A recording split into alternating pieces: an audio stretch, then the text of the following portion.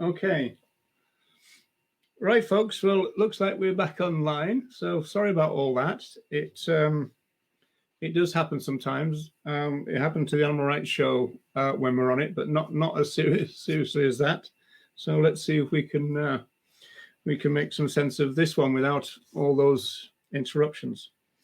So we're going to start again from the beginning. So I want to thank the organisers again for inviting me to this interesting event. And I also want to thank the people from the Donald Watson Research Project. That's Kate Stewart, Matthew Cole, and Iris Crane. And I also want to thank the team from the Animal Rights Show and Jennifer Faust. In terms of who I am, I'm Roger Yates. I've been a vegan since 1979. So I've been a kind of activist since then, and also sometimes kind of activist scholar in the sense that I've done some university work. My MA was about the British animal advocacy movement, and my PhD was about the support pillars of cultural speciesism. And I always say that, that's our number one target, cultural speciesism. Can't do anything about that, then we're not going to do very much for other animals, unfortunately. Okay, so let's see if we can survive this one. So this is our agenda as such, and so I'm just going to kind of defend and explore some of these ideas with you.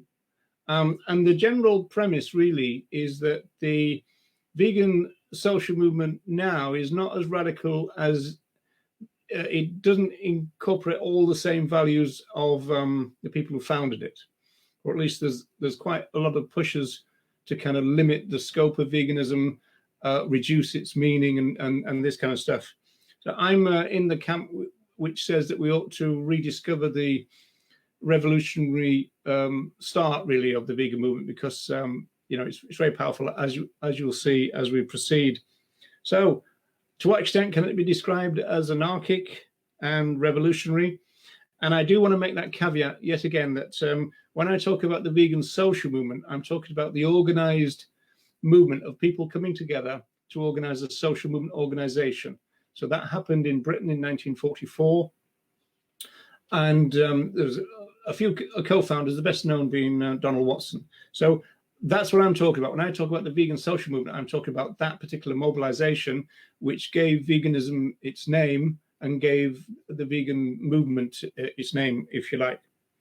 So then we move on to something that kind of crops up in the modern day. This accusation that veganism now is just about consumption. To what extent is that true? Is there something to that?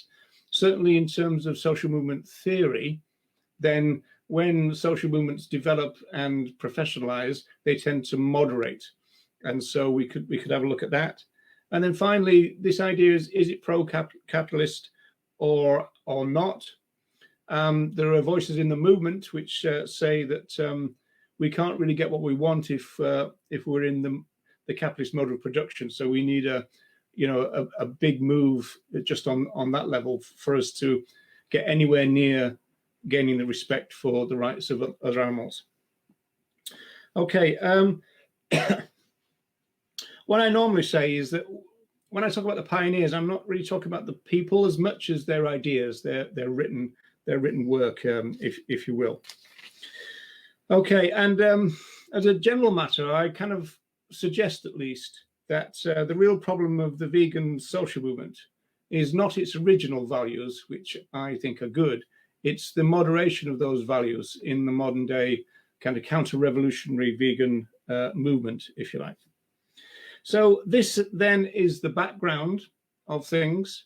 And I always say that something extraordinary happened in Britain in the 1940s. And we're talking about the latter years of the Second World War. And this is very significant in the sense that the vegans declared peace during this global conflict. And they'd gone through 2 global conflicts in short order. Essentially, what the pioneers of our movement were trying to work out is why had humanity become so violent? And they actually thought that it was something to do with kind of moral regression in terms of morals. And they thought that veganism was completely central to getting us back out of this moral hole, if you will. And so this is the case that they made, and you'll see coming up. Little reference there. This is where we got to before our interruption last time, I think. A little reference there to the non-dairy section of the Vegetarian Society. This turned out to be a very crucial part of the story about the vegan social movement, in the sense that before the 1940s, there was efforts to try and get a non-dairy section in the Vegetarian Society. And the vegetarians essentially refused that. And they said, look, you vegans, or it wasn't even called that then, obviously, you non-dairy vegetarians, you ought to strike out on your own. And that essentially is what they did. And I always say that I think that the vegetarians did the vegans a favor then, in the sense that rather than being subsumed as a little section of the vegetarian movement, the vegan movement blossomed on its own, and then it kind of developed its philosophy, and they really came up with a kind of justice for all philosophical stance, which we're going to explore. And part of the history of the movement is the very first newsletter or magazine, as it was called, the Vegan News, which was published in November of '44 by Donald Watson. So this, you might not be able to see this too well, but this is a scan of the 4-page document that was sent out. So the Vegan News, it says quarterly magazine of the non-dairy vegetarians. So vegan hadn't been coined at that stage. As you can see, it says price is 2d old pence in Britain, and the yearly subscription was 1 shilling, which in terms of euro cent would probably be about, I don't know, I think 7 cents or something nowadays. So, we're talking about a historical thing. Now, you can Google this if you want to see it and read it yourself. And you can Google it. You just put in the Vegan News 1944, and you'll get a copy of that. And also I think there is a typed copy, an actual kind of printed copy, because as you can see from that, some of that is quite difficult to read. So right from the start, the kind of radical vision of the vegans was set out by Donald Watson in the very first magazine. And he starts by talking about the cruel exploitation of highly sentient life. Now, obviously, this is a long time before the philosophy of animal rights, and so we're talking about cruel exploitation. Obviously, the language of cruelty is still prevalent in the movement. Watson described vegetarianism as an ethical halfway house, and said that veganism is freedom from vegetarianism. And in fact, he called vegetarians the lactose at times. So I'm not quite sure to mock them, but just to kind of separate them out, as it were, from the vegans, I suppose. And he said that eating other animals impedes humanity's moral progress, and he used the word moral development. And so this is part of this thesis that we've got a problem of violence, and we need to find our way out of it, and veganism is central to that. And so he says that eating other animals is not going to help in that sense. And then we have a very important concept. In fact, there's 2 very important concepts. One is Watson said that we need to ripen people up to a new idea. And essentially what he's saying there is that the vegan movement needs to propound veganism. It's not as though we can wait around for people to kind of magically work their way into a vegan mindset. We have to talk about it. So this comes back to social movement theory, in the sense that social movements are claims makers in society. So what the vegans did is they identified a problem, the violence of humanity, and they made claims. Now, how do we solve this problem? And that is through the centrality of veganism. That's essentially what was going on there. He also said that the vegan pioneers were pronounced individualists, not easily scared by criticism, and filled with the spirit of pioneers. So they did really see themselves as pioneers, and you see that language used quite often in their writing. He said that the pioneers were involved in real pioneer work, as he called it, aimed at advancing humanity and revealing some dietetic truths hitherto unknown. Now, again, this is really interesting. For the early vegans, the idea that veganism was set up to aid humanity wasn't controversial. It wasn't a thing. They thought that if we liberate other animals, we would liberate ourselves. And so everything would move in this kind of way. And so with a vegan mindset, we would elevate ourselves morally again, as it were. He said that even in 1944, food research was dominated by vested interests and by vivisection. And Watson declared that, to his knowledge, the founders and the early members of the vegan social movement were humanitarians. They joined for humanitarian reasons. So if you look at that phrase, then you've got things like concerned with and seeking to promote human welfare, but also things like being unselfish, being generous, and being compassionate. Now, these ideas go all the way back to the early 1900s with the work of the Humanitarian League and Henry Salt. And so, you know, that kind of language was kind of part and parcel of what was going on, if you like, in those days, humanitarianism. He also said that with moral philosophy and a dose of common sense, that they were challenging theories, and he said, hatched in vivisection laboratories. So again, this idea that veganism is a diet and only concerned with those kind of aspects, that's wrong and always has been. And so they talked about vivisection, hunting, and all the rest of it right from the off. It's not something, again, which was controversial in those days. He said that the vegans will not accept that adequate nutrition needs to violate conscience. And finally, Watson addressed those members yet to join the vegan movement. And he says that he hopes that people will include veganism as part of their peace aims. Again, a reference to the end of the war, if you like. And he said that their general peace aims, if they want peace, they're going to need veganism. And so again, you've got this entangled idea that veganism was part and parcel of saving humanity whilst we save other animals. He also acknowledged, of course, that the end of the war with rationing and all the rest of it and deprivation and obviously people not coming back wasn't the best of times to start this endeavor, and yet that's exactly what they did. So it was quite a bold move in a way, you know, to start what they saw as a peace movement, a justice movement, a non-violence movement during the Second World War was quite a radical thing to do. Okay, so we're just going to go through a few of their writings then, and we can pick out some ideas. And you know, if it prompts a question for you, I'll be happy to deal with it. Now, this I always find is a great statement of vegan values, and it goes all the way back to 1945, as you can see. And essentially, what Watson's doing here is answering a question from a reader of the vegan magazine. And he says the object of the vegan society is to oppose the exploitation of sentient life. There's question marks about using words like exploitation nowadays, but not in those days. Whether it is profitable to do so or not, which we could interpret as maybe the first hint to this kind of critique of capital, perhaps. But we'll see that gets stronger as we go.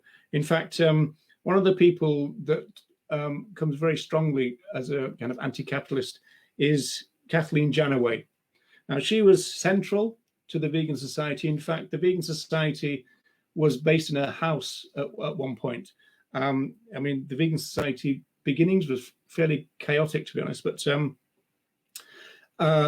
and the in-joke to that is that she lived in an English village called Leatherhead, of all places to have the vegan social movement base, if you like.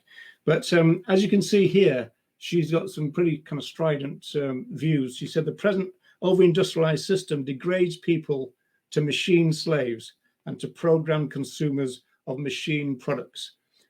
depriving them of their creativity and other essentials of spiritual growth. So that was 1990, and that's a strong statement. And as I said, we're going to come back to Janoway in a while. So let's just go back to Watson for a few minutes before we move on. And this is 1946, and he's basically again saying, might is right. If we go for a might is right concept, we're never going to get anywhere. Admit that the strong have the right to exploit the weak, and the basis of civilized society is gone. The attitude is one of conceit and selfishness, and unless discarded, will not confine itself to the treatment of other animals. Again, in the in the modern day, we might think, well, there's a debate between treatment and use of other animals, but we'll leave that for now. Interesting, though, he does use the phrase "other animals" all the way back in 1946. There's a habit in this movement just to say, animals rather than other animals or non-human animals, not to make the distinction. So that's pretty advanced writing in those days. Here's another one from Watson. The acceptance of a reformed relationship between humanity and other animals is imperative. The higher animals, that's an issue. In those days, they talked about higher and lower other animals, whereas we wouldn't do that now. The higher animals have feelings like ours. Therefore, they should have justice on equal terms with ourselves, or not bred into the world. So that's a very modern idea that's expressed there from 46. Until this demand is met, and this is where you might have some language problems, humanity will remain a thug species. Well, you wouldn't say that nowadays, despite our pious creeds. Other animals present us with a test case, and by our conduct to them, our own standards are truly fixed. So again, you've got this entangled nature. If we exploit one, we're going to exploit the other, and vice versa. And so again, the liberation of other animals is tied up with the liberation of humans for the vegan pioneers. It's a very strong central theme, which is articulated and explored over and over again in their writings. There was none of this kind of this is just the animals movement. It was, the focus is on the other animals, but the ramifications of a vegan mindset, a vegan philosophy, would save humanity. I mean, that's a phrase that Watson himself used at one point. Here's another one from Watson. In humanity's interests, again, animal exploitation must end. Not only flesh food, but all products of the slaughterhouse must be denounced, and the most serious effort made to avoid their use. Human existence does not depend on inconceivable tyranny now existing against animals. In fact, progress is impeded enormously by it. So as you can see, these themes are being rehearsed over and over again, trying to suggest that humanity has got itself into a moral mess, quagmire, and veganism is needed as a central part to get us out of it. This was not controversial in those days. It's central to what they talked about. Now, this one, you won't really be able to read, so I'm just going to tell you what it basically says. He's really criticizing Henry Salt that I mentioned before, but then the middle section is where he says something very important. He says he's essentially talking about the oppression of other animals and says we can see what pressing human problems are related to the oppression of other animals, that they will be solved together or not at all, and veganism will be central to their solution. This is a very powerful statement of early vegan values, that we will liberate ourselves by liberating other animals, and it will all be kind of part and parcel. And if we can't just take one brick out of the wall, we've got to pull the wall down altogether, in a sense. And then the last bit is very interesting, because he talks about that the culture has been designed by orthodox people for orthodox people. And he's basically saying, again, you kind of need revolutionaries to bring about change. Orthodoxy is really kind of pandering to the system. And so, again, a very kind of powerful statement, I feel, from Watson there. Okay, now, this is Watson again. We're just getting to the end of the Watson section now. The vegan believes that if we are to be true emancipators of animals, we must renounce absolutely our tradition and conceited attitude that we have the right to use them to serve our needs. We must supply these needs by other means. If the vegan ideal of non-exploitation were generally adopted, it would be the greatest peaceful revolution ever known, abolishing vast industries and establishing new ones. Again, a very modern idea, isn't it? In the better interests of men and animals alike. Again, a product of their time, 1947. He talks about humanity and he says men, which is just common in those days. So, don't try and be too critical about that. But declaring that veganism would be the greatest peaceful revolution ever known. See, for the pioneers of our movement, veganism is a massive idea. It's an idea that is capable of saving humanity and obviously saving the other animals as well. I mean, we're not talking about. It's interesting because they do use the word reform quite a lot, but they're talking more than that. They're talking big ideas, really. It's interesting that. Okay, now this is about Donald Watson. And again, now this is an interesting one in the sense that you could see this as fairly arrogant. And it's really kind of interesting to see this in modern day terms, because Watson argued that the vegan movement was the greatest movement that ever was. And he used this kind of Titanic analogy. He said that other movements, and he called them lesser movements, not as wide in scope, maybe more single issue focused, that kind of thing. Other movements were, as it were, rearranging the deck chairs on the Titanic, whereas the vegan movement, he said, was, looking at the iceberg, because they're looking at the whole. He said the iceberg is going to end the whole show. In other words, threaten humanity. And nowadays we would probably interpret that in a very kind of environmental way and talk about the threatening of humanity that way. But again, he's saying basically that the vegan movement is very central to what is needed to save humanity. It's a very kind of powerful statement. Okay, I think these, yes. So these are just a couple of summaries now of kind of what we've got to so far, in a sense. So we've got Matthew Cole here. So Matthew Cole is the sociologist, as I said before, and he had a chapter, and that was called The Greatest Cause on Earth. And he talks about the aim or the object of veganism. The vegan telos, the aim or object, combines compassionate non-exploitation of other animals with an emancipated vegan self and a more compassionate human society, all wrapped up in one, you see. Vegan ethics from the beginning was directed towards these interconnected goals of transforming human beings and transforming human society, with both flowing from the foundational reconfiguration of human, non-human animal relations. I tend to think that's a very, very powerful summary of what veganism is all about. It talks about the entwined nature of things in David Nybert's thing, that everything is entangled, oppression and liberation, these are entangled ideas. And again, to reflect what Watson said, we're not going to solve any of them if we don't solve all of them. And veganism is part and parcel of all that. This is a more kind of standard, but also more direct summary of the vegan values. Veganism is about having a consistent approach to human rights and animal rights, ecology, and world food problems.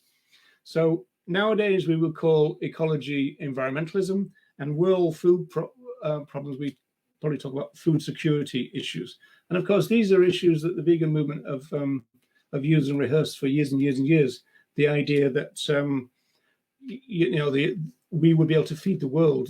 In a vegan world, all human beings would be able to be fed. Whereas at the moment, we say that we adhere to and support the idea of human rights, but the system would rather create feed for other animals than food for humans. So, it casts a big shadow of doubt over these claims that, human beings are more important and all those kind of things, two population explosions, you know, a human one and non-human one, which are most important? Well, obviously people would say the human one, and yet we provide food for the non-human one. You know, there are thousands and thousands of people going hungry tonight, but there wouldn't be any farmed animals going hungry tonight. So our priorities are all over the place in terms of what we say we believe in, and our aspirations for the future, I guess. And this is another one. This is from '64. This is Eva Batt, another central part of the Vegan Society. She was very involved in the TV show that came out in the end, which is I think it might be called Why Vegan. It's still on YouTube. If you look Vegan Society, it's on there. It's very dated, but it's quite an interesting historical document.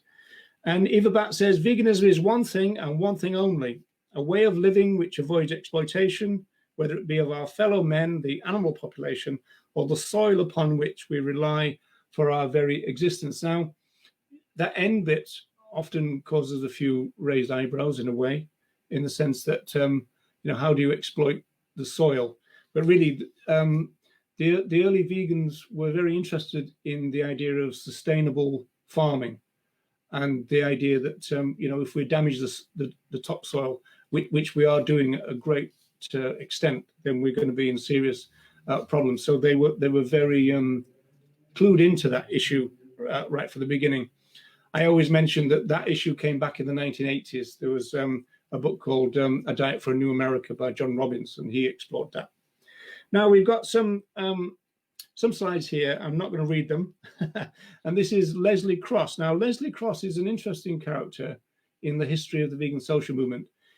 In some senses, you could say that he developed the philosophy of veganism even more than Donald Watson did. Although when you look at their positions side by side, they're very similar. And Watson praised Cross for his contribution. And now this slide essentially picks out what I call the focus and the scope of the movement. So the first paragraph is all about the focus of the movement, which is human relations with other animals. And so he's saying things like, you know, we're going to be opposed to hunting and vivisection, all uses, those kind of things. And then in the second part, this is where he talks about the scope. And this is where they use that phrase about human evolution. So the second broad aspect of the vegan aim is its effect on human evolution. And so again, a vegan mindset, a vegan world will, in a very kind of simultaneous way, be liberating towards other animals and liberating towards humanity as well. That was 1951. There's two here from Leslie Cross from '54. Interesting, right at the bottom there, you'll see we are the pioneers. They're still using that language. And again, they're talking about what the world would look like if the world adopted vegan philosophy. And he says there'd be no butcher's shops, and the milkman, if he still goes on his rounds, will be delivering vegan milk. That's an interesting thing. Right from 1954, they're already talking about vegan milk.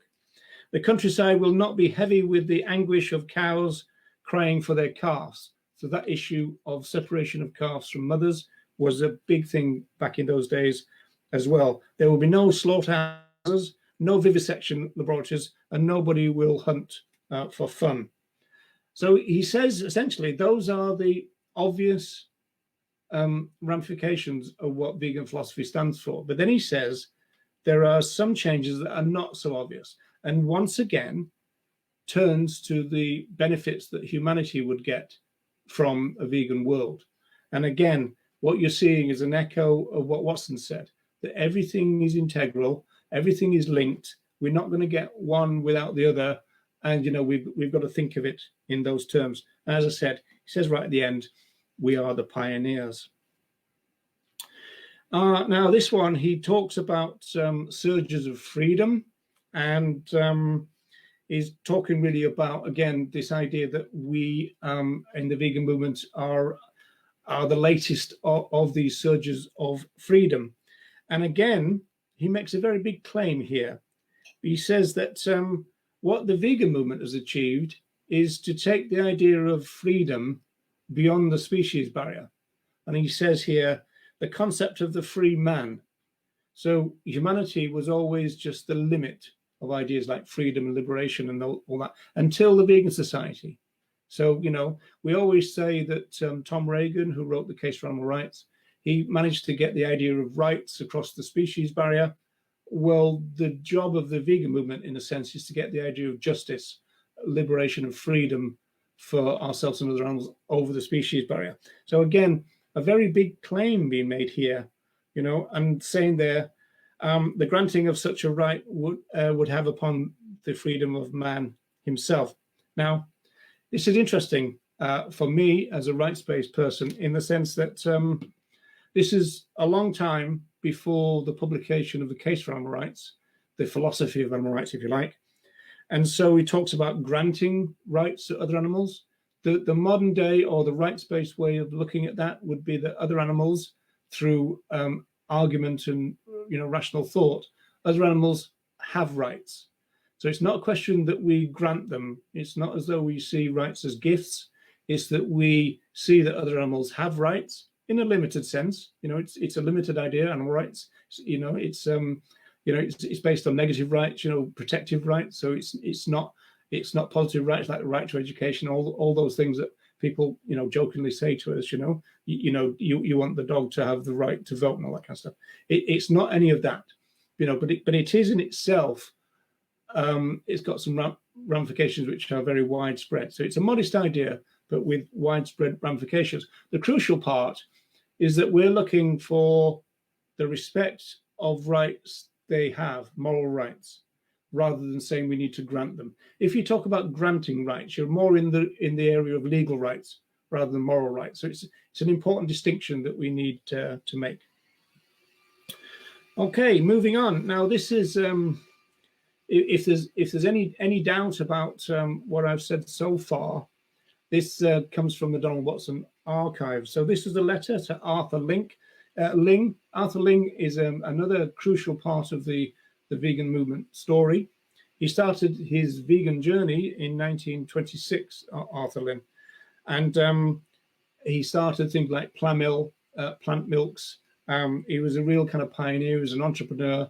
He actually, interestingly enough, in terms of social movement theory, he was responsible for making the vegan society a bit more professional than it hitherto was. So we can look at that in two different ways. But this is a letter to Arthur Ling from Donald Watson. It's in 2003. And Watson says, since veganism, by definition, claims to help animals and people, the vegan society must do its part in showing how to bring it about. So again, you know, just in case there's any doubt that this was the big vision of the vegan pioneers, this is what it was about. By definition, they thought that we would make a more peaceful world, a less violent world. So veganism is about peace, non-violence, and it's about justice. And it's about justice for all. It's not a limited idea. It's an expansive idea based on justice. And so I think that is a great thing to respect. Okay, now we're going to move then. This is getting to the end now, but we're going to move really to the more anarchic parts of the vegan movement. Now, this is the movement for compassionate living, and this was started by Janoway.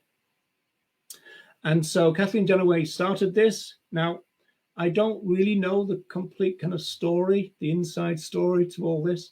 For example, I don't know whether there was a split, or whether this was a natural offshoot, whether this, because this is quite radical, whether Janoway perceived that the vegan sect was moderating already. We're talking about the 1980s. So I don't really know that story. But what did happen was there was a division, and the vegan society went one way and movement for compassionate living went another. And if you look at their aims, they say promote simple vegan living and self-reliance as a remedy against the exploitation of humans, animals, and the earth. The same pattern as again you see. Promote the use of trees and vegan organic farming, veganic farming, to meet the needs of society for food and natural resources. Promote a land-based society where as much of our food and resources as possible are produced locally. So there's interesting parts to all of that, but essentially what they're looking for is a kind of tree-based society. That was the vision of Kathleen Jannaway. Now, this slide you're not going to be able to see, so I'm just going to give you a bit of a heads up to what it says, basically. Again, this is where the kind of anti-capitalist, kind of anarchic vision of the movement comes into play. Because the first one talks about our consumption habits, and things like landlords, multinationals, dependent governments. Essentially, what it's basically saying is that we in the developed world exploit the developing world, and we exploit them by using their best land, cash crops, all that kind of stuff. So their vision is that needs to end as well. Being dominated by money and market forces comes up in the second little clip there. And then the third one links politicians, tyrants, and people power. Essentially, they're saying that politicians and tyrants can't live if the people don't let them. They can't enjoy their power. They can't prolong their power if the people don't allow it. And the real problem is the fact that people are passive and that they do allow it. And so they're essentially calling for a kind of anti-capitalist revolution, really. And then 4, 5, and 6 on this screen, there's lots of references to money worship. And so essentially, they are suggesting that you could have autonomous tree-based villages, which would then kind of barter amongst themselves. And that money as a system would probably start to collapse. So again, a fairly kind of radical vision. Now, one critique of all that is it sounds a bit primitivist. And they do talk about we need to live a simpler life. But in some senses, because they talk about the voluntary simplification of life, in some senses, that's what the environmental movement is suggesting, really. Because, we've got to change. We can't go on. I mean, people are talking about getting back to normal after the pandemic, COVID-19, or creating something like a new normal, which is close to the old normal. Well, the old normal was destroying the world. So I think we've got to think, excuse me, very carefully about that. And so here now we've got, this is from one of the Movement for Compassionate Living leaflets. They talk about global capitalism, imperialism, based on a system founded on the acceptance of runaway exploitation of people, other creatures, and natural resources. Again, this same pattern repeated over and over. We've got to do something about the general oppressive nature of human relations with each other and with other animals and with the planet. Otherwise, we're just not going to do it. And in some senses, again, they talked about reform. Watson uses the word reform quite a lot, but he was really talking about a revolution. He wanted something very big. In fact, in one of his last interviews, the interviewer asked him what his message was for new vegans. And he said, I want them to know that they've joined something very big, a big idea. It's a big idea which needs to grow, I suppose. This is a Kathleen Jannaway kind of cartoon, if you like, or at least they published it. And essentially what they're saying is that, we're destroying trees. And this is a short period of time. The first one is 1980. I know it's not particularly great graphics, but I think you can get the gist of it. 1980 through to now. And so we're really destroying trees. And for Movement of Compassionate Living, that is the central part of our livelihood, really. They want a society based on trees. So that would be very destructive. And this is their vision of the usefulness of trees, which would be grown in a careful, sustainable way. They talk about, you get the nuts and fruits and everything else. And they basically had this vision of a tree-based economy, essentially. So again, whether we think that's anarchic, naive, it's an interesting idea. Is it primitivist, or is it our inevitable future? It's an interesting debate, because it really does bring in all the current environmental arguments that are going on. So these are just to finish now. These are just some quotes from Janoway again. As people face the challenge of environmental crisis, this is 1990, by the way. Sorry, 1991. As the supreme importance of using awesome intellectual powers with compassion for all sentient beings is realized, an evolutionary leap will be achieved. An era of truly abundant living will dawn, in which humans, at peace with themselves, with each other, and with all living creatures, will reach heights of creativity as yet unimagined. So, okay, you could say that was fanciful. You could say that's utopian. At the same time, it's what we want as vegans. We want a peaceful humanity that will live in peace with everyone else and would also respect the very planet on which we reside. If we don't achieve that somehow, even though it's got flowery, fancy language, if you like, a bit hippy-trippy, whatever you want to say, if we don't achieve this kind of stuff, we're just not going to make it. You know, I mean, like, the planet is just not going to make it. So it's a serious issues. Now, this is an interesting one. This is more political, because, again, she talks about politicians. The change will only come when we get the masses of the people changing. The politicians will go on until they are frightened of losing the votes. The industrialists will go on until they won't sell their goods. It's the masses of people that we've got to get to. Now, that's really interesting in terms of modern day veganism and all the debates about, you know, where our focus of campaigning should be. You know, do we have time, you know, one plate at a time, talk one conversation at a time, that kind of stuff.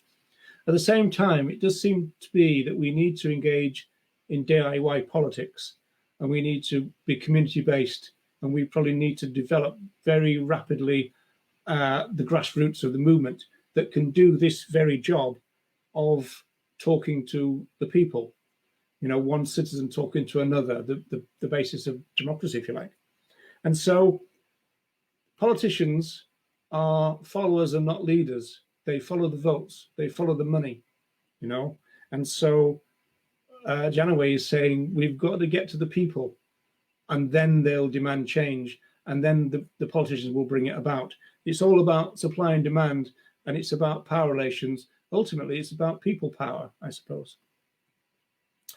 Okay, now this is the last one, I believe. And so this is, again, this kind of, if you like, utopian vision. And an era of truly abundant living will dawn, in which humans, at peace with themselves, with each other, and with all living creatures, will reach heights of creativity as yet unimagined. So I'll clip that out of the other one.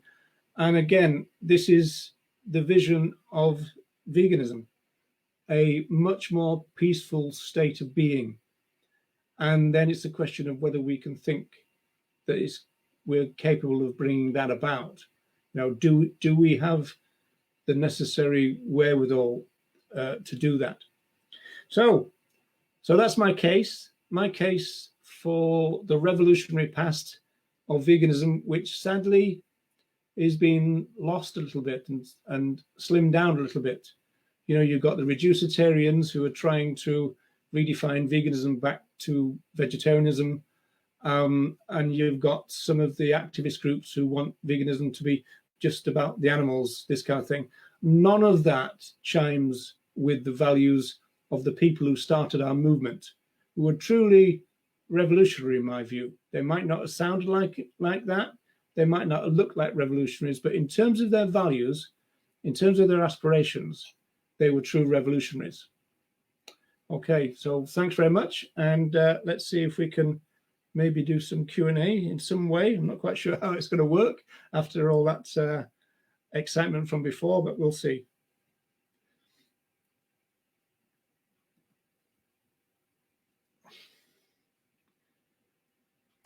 So perhaps I need to stop sharing, is that right? Yeah, exactly. Okay. share your screen. So that's hello. How are you doing? Great. So there is one question from the chat. Would you say that intersectional veganism is the contemporary version of the early vegan society's veganism, or are there any significant differences between the two? Both I think apply there because I tend to use the phrase pro-intersectional rather than just intersectional, in the sense that gives credit to where it's due. Kimberly Crenshaw, people like that, who devised this idea. So it's a kind of black feminist idea. But interestingly, Crenshaw did suggest that as an academic, she understood that any concept like that would be applied elsewhere. And so essentially that's what the vegan movement has done in a sense. I think there's a lot of misunderstanding, and I think there's a lot of people who are moving away from that word. But there are other words that we can use, like, for example, David Nybert's ideas of entanglement, the entanglement thesis, or even the eco-feminist idea of the entangled modes of domination, those kind of ideas. But yeah, to answer the question directly, the vision of the early pioneers you could call pro-intersectional. And probably if the vegan society was started now in the same way as they envisaged it, we would probably label it pro-intersectional. But I do recognise that's now a controversial word, and it's probably something that the movement is probably thinking of moving away from, and that's probably not a bad idea, I would say. Please share more questions if anyone wants to do so during the chat of the Footnote Bomb Sophia's page. Okay, I can't see the chat myself, so would you read them out? Yeah. There is another one. Which, in your opinion, is the motive of people and organizations that campaign for flexible veganism? Can you say that last bit again? The flexible veganism. Oh yeah. Well, I mean, I think they claim that they're just taking into account, modern day realities, I suppose. Whereas, there's an issue. There's an issue of honesty, I think, in the movement that needs to be addressed in a way. Whether we're talking about the animal rights movement or the vegan animal rights movement or the vegan social movement, whatever we're talking about, there are a group of people, and often, as in the chat before, they might be labelled abolitionists, or even extremists or hardliners, which really, purists even, these are code words for ethically consistent. So there is a case to make an ethically consistent view. Now, this is interesting in terms of psychology, because some psychologists would say that you need to make our demands small and then let them get larger. And yet there are other psychological research which suggests that we need to make our demands clear and demand what we're actually demanding right from the start, and being honest with people. And that it's not as though that's going to scare people away too much. It's more the fact that they might take a little bit of time to get there.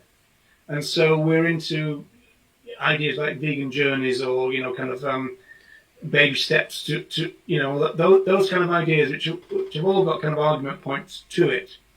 But certainly I would favour the idea of telling the truth, telling people what we want, telling people in a very honest way what our values are, that other animals are rights bearers, that using them are a rights violation, that we need a vegan world, and without it we're in deep doo-doo.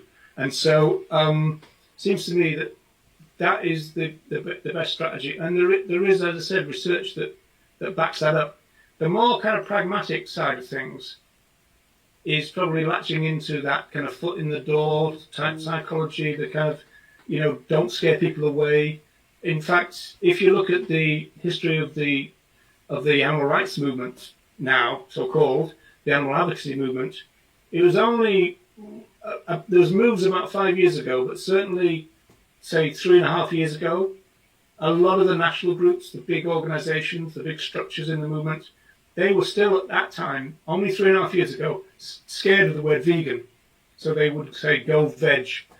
veggie, all that kind of stuff, because they thought that veganism was a scare word, and they were told by their strategists that that's exactly what was true. I think that history will show that the grassroots have proven these people wrong, and that we've proven that veganism is not a scare word. People don't faint when you mention it. In fact, I tend to regard modern day people as vegan curious, and I think that's the reality that we're in. So I think it's a strategy to get us to veganism, but it's a question of are we kind of like a politician, or are we going to be honest? I prefer the latter myself. I think you kind of answered the next question, which is, why do you think that vegans are so intent on reducing the original revolutionary vision? Is it fear that it's just too big or too radical? That's a complicated one, in the sense that there's a lot of politics, and it goes back to something I said in my presentation, which is when social movements grow, they tend to moderate. Another thing that happens is that the core values of a social movement might be threatened, if you like, by newcomers. So there is this theory propounded by people like Steve Best, and in terms of my own experience of the movement, that we are a left-leaning movement. So that we're not really talking about voting as much as our values. If you look at our values, they tend to be left-leaning values, the values of the left. It seems to me that recently there's been a lot more people entering the movement that don't share that value. And so for some people, the connection between human rights and animal rights, they seem to be opposed to it on some level, or at least they want to separate the vegan movement out in order to create a movement for the animals, as they would put it. Well, the other animals already have a movement. It's called the vegan social movement. And the focus of that social movement is our relations with those other animals. The only thing that's been said, really, and this reflects the values of the pioneers, is that that's not the scope of it. The scope is wider. And so you can take in other concerns. Doesn't mean you've got to go for every human rights march that there is. What it tends to mean, and this is the kind of idea of alliance politics, what alliance politics tend to mean is that those in the alliance don't do anything that would damage the interests of the other people in the alliances. And so this brings us into controversial areas, controversial groups like PETA, who do sexist stunts and sometimes racist events, use ableist language. This is not kind of community building in terms of those that we need to forge alliances with. There is a really good video, if people want to pursue this line, by Steve Best. It's called Total Liberation. I think it was 2013 from Luxembourg. If you put that into a YouTube search, you'll get it. It's quite a detailed keynote speech at the Animal Rights Conference, but it's very powerful and very important for the development of our movement, really. There is another question from the same person as before. So as to follow up, to what extent should the social justice movements use kind of like marketing campaign techniques in the activism? In the sense, to what extent is still honest to do so? Yeah, well, again, there is quite a lot of sales psychology in the movement at the moment. And, this dates back to, a few years ago, probably 15 years ago, that started to creep into the movement. Again, your foot in the door kind of techniques, this kind of idea. And so I do have an issue about whether ethics can be sold to somebody. I think ethics can be told to people. I'm not sure about sold, and certainly not if you're going to be underhanded. And so I do return to this idea that direct honesty is best. I don't know. I think we can argue on a strategic level, but what I tend to say then is if there are a group of people who have the strategy that less than vegan campaigning will be beneficial. Well, I say, well, let the less than vegans do that. Let the reducitarians, let the vegetarians do that. Vegans, especially ethical vegans, need to concentrate on the promotion of vegan philosophy, to understand the ethics, the overarching kind of justice-based ethics of veganism. And we need to propound that. We don't need to be diverted to do anything else. Let the others, who after all, they've got the bigger groups. There's more vegetarians than vegans. There's more reducitarians than vegetarians and vegans. So if there's any campaigning on that level that people believe to be beneficial, I say, well, let them do it. And we vegans will stick to promoting veganism as we should. Yeah.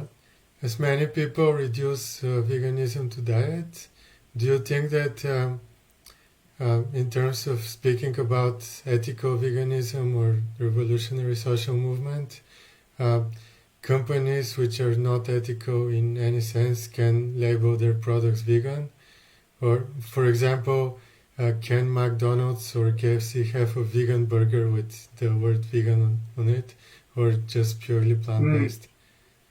Well, that is a very big issue that's been brought up there. In the sense that, I mean, again, my generation of vegans wouldn't go to McDonald's, but people can see the kind of utility of doing that. But the point is, you would have pro-intersectional reasons for not doing that in terms of workers' rights, in terms of their environmental issues. I suppose things have changed a little bit in that corporation sense from the 1980s, but even so, there's always been discourse in the movement about whether we should promote just the vegan companies, and there is a lot to be said about that, because the likes of McDonald's and everybody else who are jumping on the vegan bandwagon at the moment, which more precisely is really the plant-based bandwagon. But it's interesting because some people use the plant-based or the vegan, it's starting to get kind of mixed up a little bit. And maybe there's a case for that to be separated out in people's minds, whether they are vegans or whether they're just plant-based persons. Certainly, in terms of the celebrities, often as not, the vegan celebrities end up just being plant-based persons for a while. So when a capitalist corporation embraces plant-based eating, for example, they're doing it because they see a market. And they could quite easily drop their materials. In fact, some of them have done that, in the sense that there are some supermarkets that used to have huge kind of vegan or plant-based sections, and then they started to slim them down because the market would find its equilibrium, But it would be the market and not ethics that would be driving their stocking and their advertising decisions. For an ethical vegan company, they've got an ethical reason for doing what they do. And I mean, that's interesting in research terms. If you've got an ethical reason for doing something, you find a way of doing it. And so there's always been a tension there. But I would say that, supporting the ethical vegan companies above the multinational capitalist companies are very important. There's probably a bit of a blurred line between those two now. When you've got Beyond Burger and all those kind of things, and the non-vegan, what's the other one? I can't remember the name of it, but Impossible Burger. That's a non-vegan version. And so then you've got the lab meat. I mean, all of these things you can see how this will aid the vegan movement. At the same time, it's imperative, I think, for the vegans to maintain the vegan ethics in the arguments. Do you think that right-wing and conservative people can be a threat to veganism as a social movement, and also in building bridges with the other social movements which are not for the animals? Again, that's a complicated and very political thing, obviously. I think what's being said there is that people with right-wing values, I mean, after all, there is a Facebook group called Vegans for Trump, I think.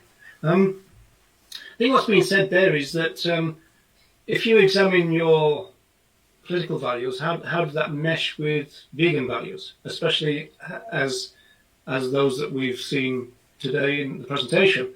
And so I think it's just asking them a question, you know, does it marry up for you? In what sense? What tends to happen is that they can marry up their veganism or their plant-based status by divorcing it from other issues. Whereas, as we've seen, that doesn't really play in terms of what the founders of our movement meant.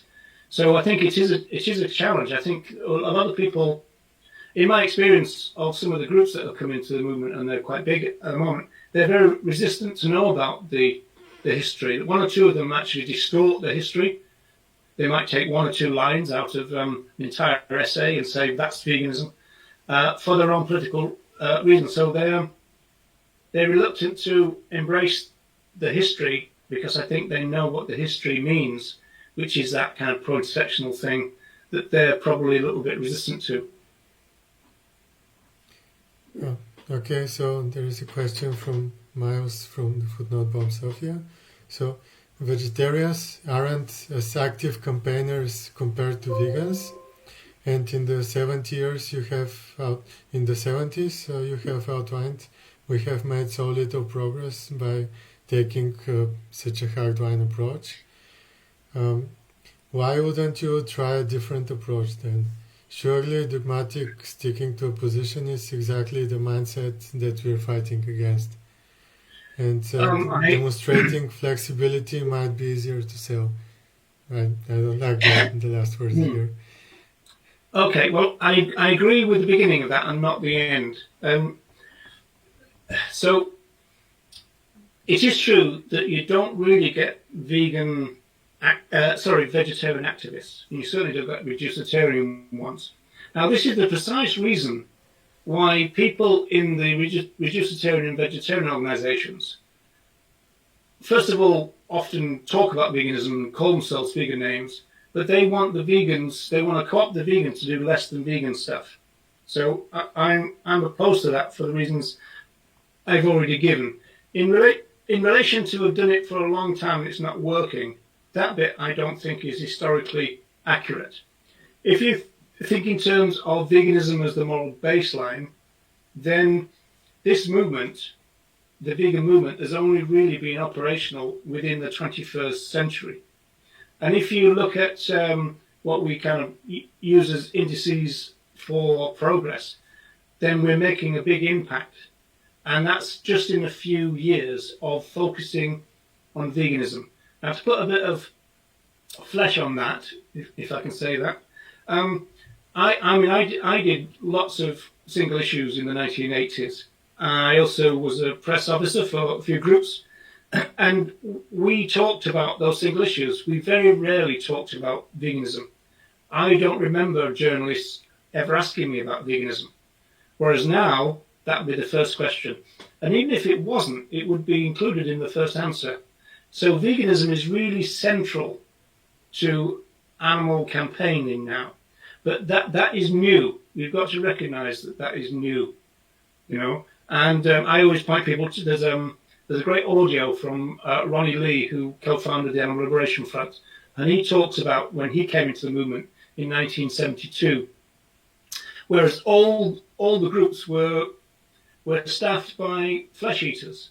By the time we got to the 1980s, people like League Against Cruel Sports and all the rest of it, they were then now being staffed by vegetarians or vegans. And now most of the groups will be staffed by vegans. That doesn't necessarily mean that veganism is their kind of campaign focus. So obviously the League Against Cruel Sports will still be talking about blood sports, for example.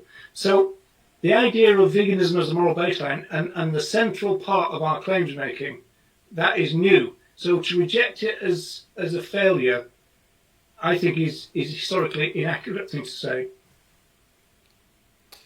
Do you think there is a kind of hierarchy of issues within the vegan movement? For example, like most of the vegans focus on meat and dairy and eggs, but for example, people rather not talk about honey and so on. And on another hand, do you think there is differentiation between use and abuse? And is it all animal use actually abuse or not? Yeah, well, a whole series of questions there, but I do agree. There's a reluctance at the moment with the modern day movement to talk about vivisection, and that's really agitating some of the longer term campaigners who kind of say, what happened to the big focus on vivisection in the 1980s, for example. So there is that. There's also, even within the vegan strand, if you like, we talk a lot about factory farming, we talk a lot about cruelty, we talk a lot about suffering, we even talk about being animal lovers, and this is all a movement away from a rights-based approach which kind of bypasses all that and talks about other animals being rights holders and that their use is a rights violation. So the animal rights case, in my view, is much stronger than the welfare focus of the animal rights movement. And so that's a kind of structural problem that persists in the movement, sadly, and I'm not quite sure whether there's much of a resolution to it, in the sense that me being a sociologist, I understand socialization processes. So we're socialized into a deeply speciesist society. When people enter the animal rights movement, they are socialized into the norms and values of that movement, which essentially are welfare-based. The claims are welfarist. We talk about cruelty, don't be cruel, have mercy, be an animal lover, these kind of things. These are not really animal rights claims. So there is this hierarchy. Within going to the honey question, that's always been a little bit tricky within the vegan social movement. In fact, during the 80s, I think it was, for about a decade, they left the consumption of honey up to individual conscience.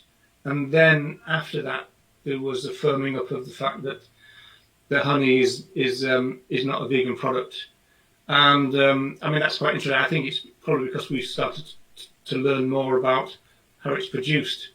Because when you actually look at the system, it's full of rights violations, So I think that it was almost like seen as a kind of benign type of animal use. And of course, there are still types of that, or at least things that are claimed to be benign, that kind of get in the way of the animal rights position, I suppose. People think about backyard hens, they think about guide dogs, seeing eye dogs, they think about isn't it okay to ride on the backs of horses, this kind of stuff. These are kind of grey areas for some vegans.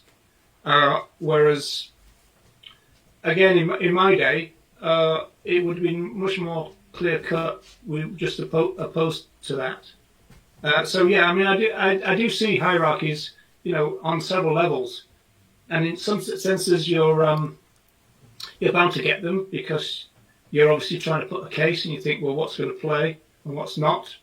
Again, I would rely on just being honest. So if people ask the question, I will answer it and then make the case for animal rights. Another question from the chat. Would it be accurate to say that veganism is attractive to right-wing people, kind of like a mercy for animals veganism? No, I think right-wing people are probably attracted to a plant-based diet, but when they learn about the philosophy of veganism as spelt out by the pioneers and in the presentation we've seen, that's when they get a bit wobbly about it, and they don't like the ramifications of it. I don't think. So I think you see, this is a very tricky movement issue, because this thing about, oh, you're not vegan, those kind of ideas can be very tricky and very divisive within the social movement. At the same time, veganism has got to mean something. Now, veganism meant something very strong and radical, I believe, when it was founded as an idea and a philosophy. It's become a little bit watered down, I think, since then. And I think there are deliberate moves to dilute the meaning of veganism because of its political ramifications. I mean, people would like to think of veganism as being apolitical, although being apolitical it is itself a political position. So these are things that are being played out in movement discourse at the moment. My plea to the new vegans is to, do learn the history of the movement, and even if you want to alter it and criticize them, at least know what they stood for. I mean, these are the people who started our movement, and so I don't think we can just dismiss them because we don't like what they stood for.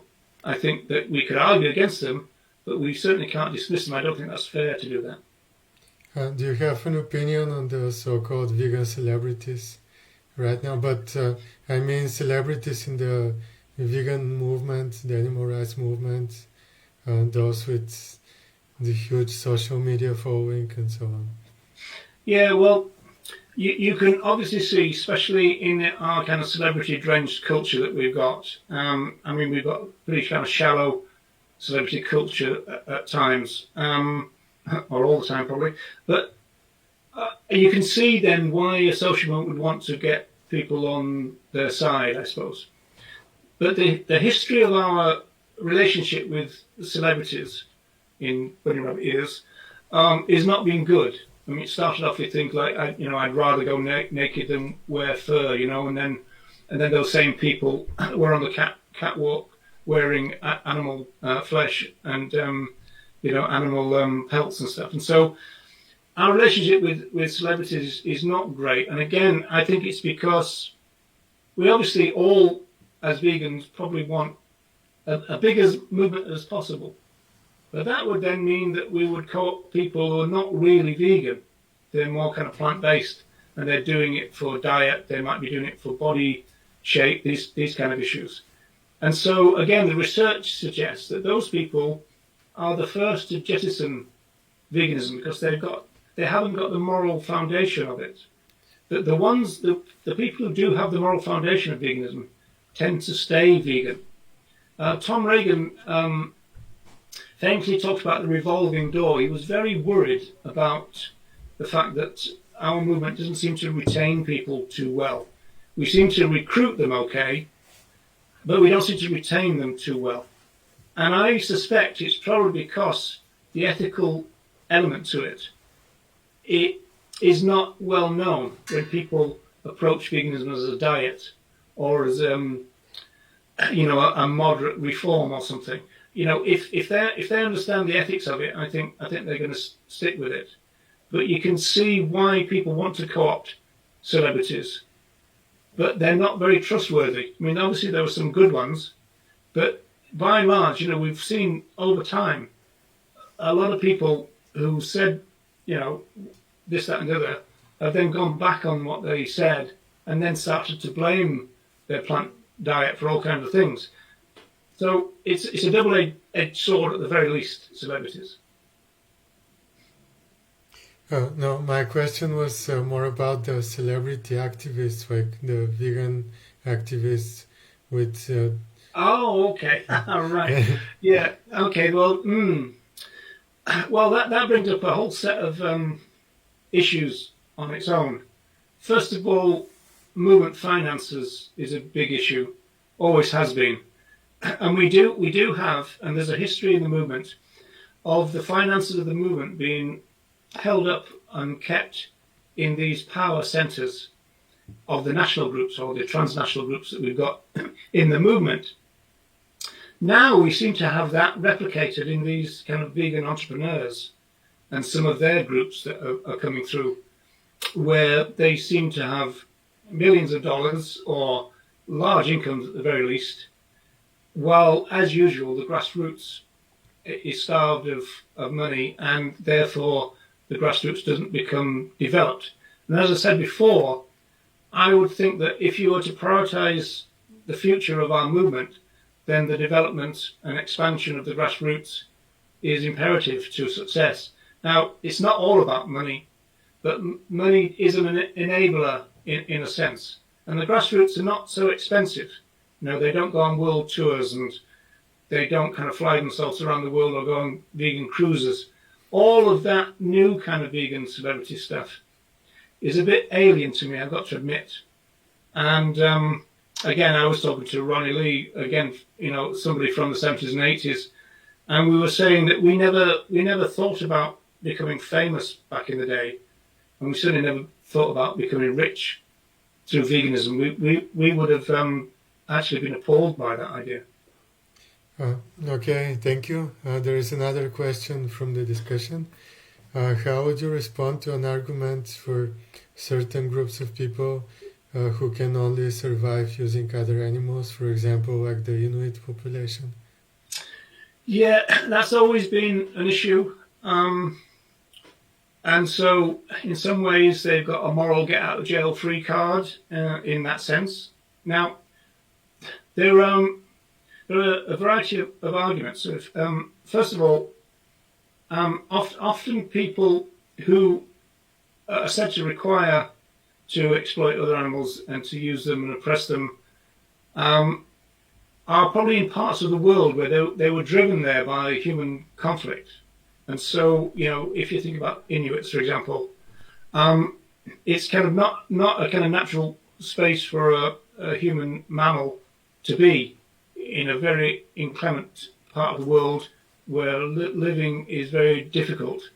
And so, in some senses, it's not the other animals' fault that humans have encroached on their space. And I think that we need a certain humility in humanity to accept that we don't have the right to be everywhere, I don't think.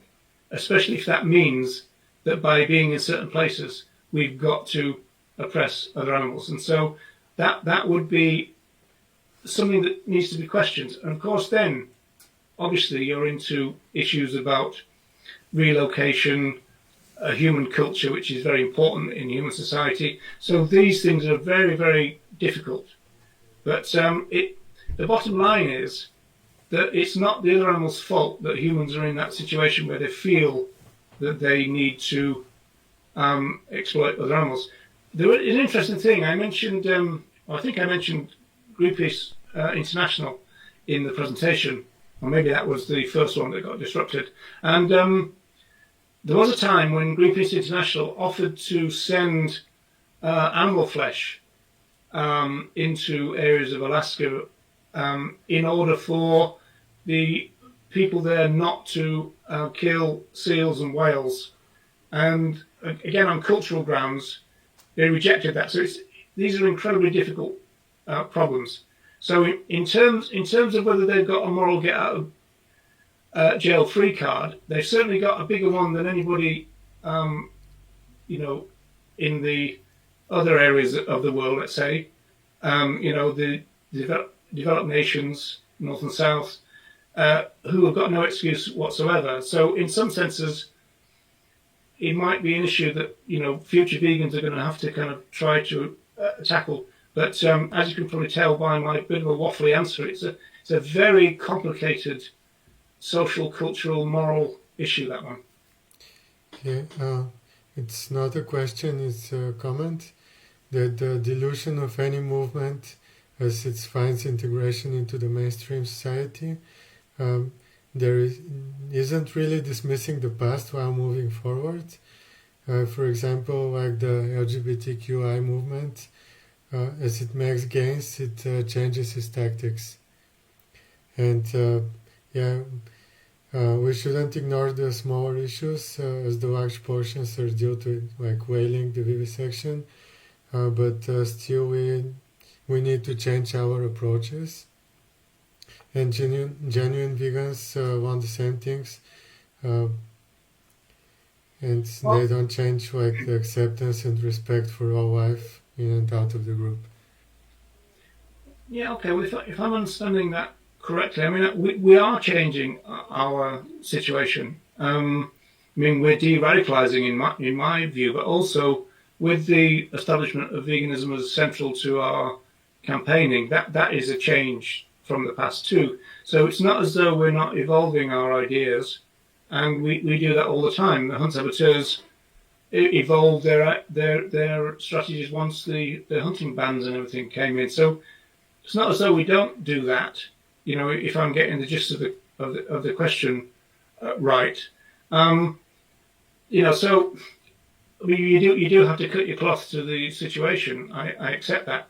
Again, I will go back to the fact that the current mode of campaigning in the vegan movement is a new thing. So that, by definition, means that we're adapting to our situation. We're no longer as much single issue. At the same time, you've got the likes of the cranky vegan who would like to see a resurrection of the kind of pressure campaigns. Now, there's no real reason why pressure campaigns can't live within an overarching vegan umbrella, as far as I can see, in the sense that single issues can be abolitionized, in the sense that if you find yourself outside a circus at a protest, for example, you would say, okay, well, we're animal rights advocates, we're opposed to the rights violations. This is a place where other animals have their rights violations. That's why we're here. The difference now and the change that would happen is that you wouldn't try to bracket off all these single issues to make them issues of themselves. You'd just have an overarching vegan philosophy, which would then look at those as kind of almost like single issue events rather than campaigns. And you certainly wouldn't say, oh, well, that's got nothing to do with us. If somebody comes and, well, what about this form of animal use? You're campaigning here. What about that? You go, well, we'll be there next week. You wouldn't be going, well, that's nothing. So that's a change too, I think. Oh, thank you. There is a very interesting question here. Why is veganism considered a social rather than a political movement? If it's about freedom and liberation, aren't these political concepts after all? Well, again, the pioneers saw it as a political movement, and they let the cross use phrases like "we're not so much welfare as freedom fighters," and he said that we're on the side of the liberators. So that language has been used throughout the history of the animal advocacy movement. Animal liberation front. I mean, so I don't really think that we've missed that. I think that some of the push of the big groups is to try and tamp that down a little bit in order to recruit as many people as possible and to try and depoliticize something which is a political issue.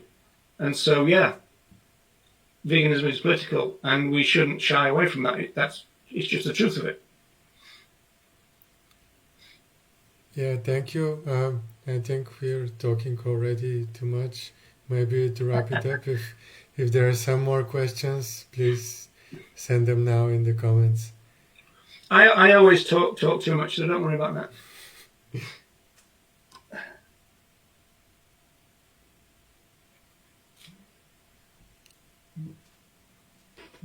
Yeah, thank you very much. It's such a great talk. Okay, thanks very much, folks. Take care. Besides the initial disruption.